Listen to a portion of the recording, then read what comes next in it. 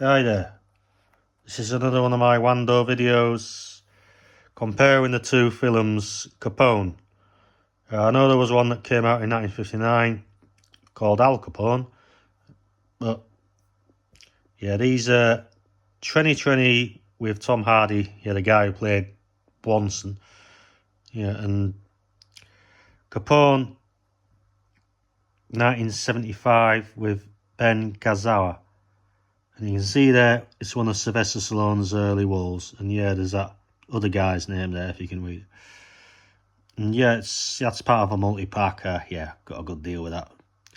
Your Miller's Crossing, Road to Perdition, all in the same era. The kind of bootlegging, 1930s, probation, depression era. The Chicago town gangsters, what have you. And these two films are kind of very different. The one 1975, that's kind of more kind of action thriller, kind of more to do, kind of a little bit, I wouldn't say it's like The Godfather. There's obviously a lot more action scenes.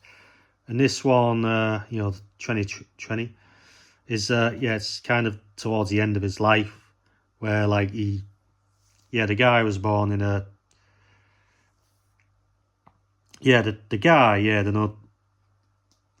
the world's most notorious gangster, or America's most notorious gangster, Alfonso Capone, or Al Capone. Born 1899. Brooklyn was it, and he died in 1947, 25th, in Palm Island, Florida, and that's where he spends the rest of his life. And that's where he has the kind of, he had the neurosyphilis in it, kind of towards the end, it's the final year of his life. It's kind of not pretty, because he kind of he's not in his prime anymore. And the 1975, that's when he's, that's set in all different dates around the late 20s to 1930s, when he kind of got his criminal empire together, kind of gunned his way to the top. There's a lot more kind of scenes with the Tommy guns and drive-bys with the old-fashioned cars, a lot more action-packed, really. First off, I prefer 1975 Capone to, the modern Capone, because the modern Capone is kind of it's very different. But the comedian YouTuber Count Dankula, the absolute mad lads, he made a very thorough, detailed profile video about this guy, fact-based character. He's long dead now, obviously. So, that's, there it is there. The first Capone, a lot of, there was a lot more going on, and the guy, Ben Gazzara, he plays him very well. He kind of talks very sophisticatedly, bit of a sort of self-made man. Very proud of his, very, got him, kind of more likeable, really. I kind of liked him more than, that's very different how he's portrayed. But he's in his prime, he's, as I say, you have to watch it. It's very, very dapper, very, very sophisticated, likes his opera, likes his swaggies, it's how he talks, very, kind of likeable in a way, a likeable character. But, the only way he just targeted other gangsters, other rival crime syndicates, people who that's the business, isn't it? It's crime. I'm not entirely sure. Probably innocent people did get caught in a crossfire, but how it's portrayed by Mr. De Niro. It's one of his well-known epics. In The Untouchables, it's very ruthless in The Untouchables. Very when he kills a guy with a baseball bat and goes after the guy's families who try to take his organisation down. How De Niro portrays him in that is a very kind of very mean-spirited, just a bit of crap. But in this, how Ben Gazzara plays him, how it's portrayed, it's just very entertaining, it's very, I don't know if I want to read the notes here. Start directed by Steve Carver, and yeah, his love interest, Susan Blakely. Yes, he was in the Tower Inferno. Don't know if that's any relevant information. Yeah, it's like towards the end you do see you see him briefly in prison, and when he's like towards kind of gets a bit paranoid about the Borshaks. You like see the end of his empire, when he's like in exile in Florida, and that's when it's only just a brief scene, and like obviously Sylvester Stallone, he plays the character Frank Nitti in there, and that's his kind of right hand man. The other, I don't know the full details, but yeah, Sylvester Stallone. Yeah, we all Stallone. Yeah, we all remember him. Stallone. Yeah, Stallone. Said his name wrong, didn't I? Yeah, moving on. Capone, Treddy by Tom Hardy. Yeah, Tom Hardy's that kid.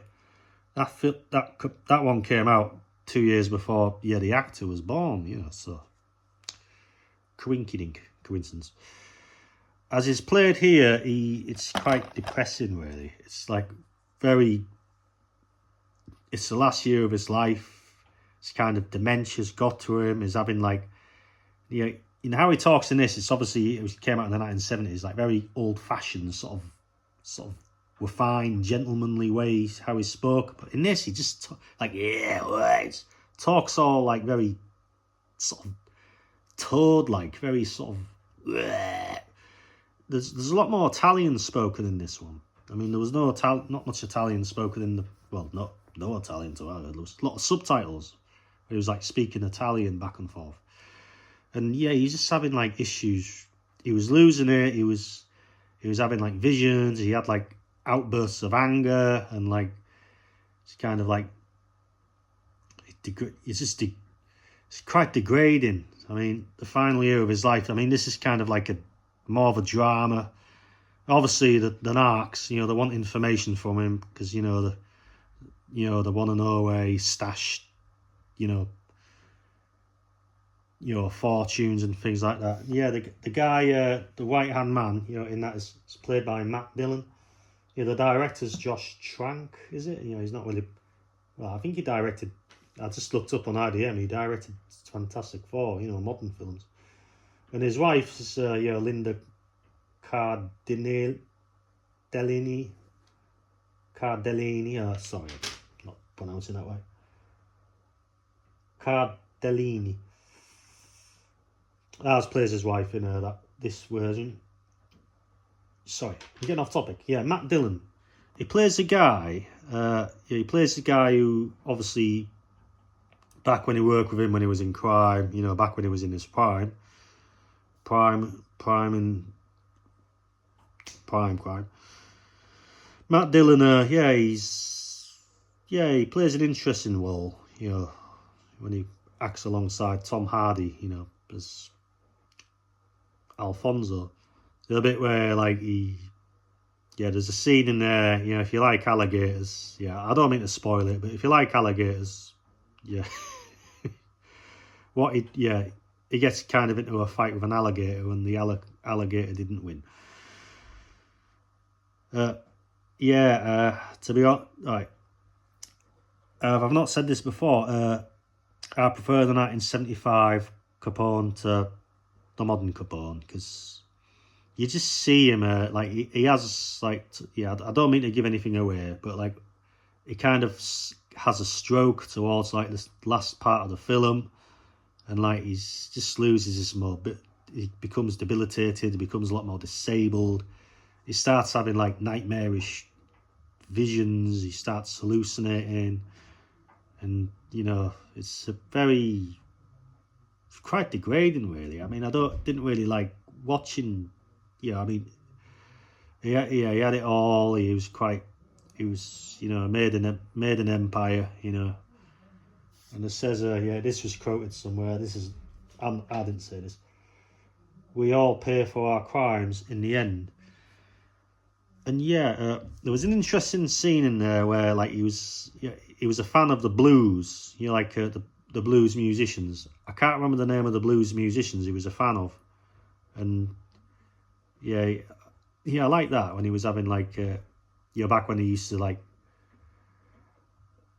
lounge around and like, have his swogies and like, did he drink cognac or something like that? And yeah, we're tired gentlemen of leisure, and yeah, it's just, and yeah, the Doctor played an interesting part in that, and yeah, as I said, it was a very depressing end, and I just preferred old school Capone to modern Capone, because this was kind of like his downward spiral into a train wreck, and yeah, I mean, I know, like, yeah, it all catches up to you if you're in the end, if you're kind of up there on the criminal food chain, but I don't know, really.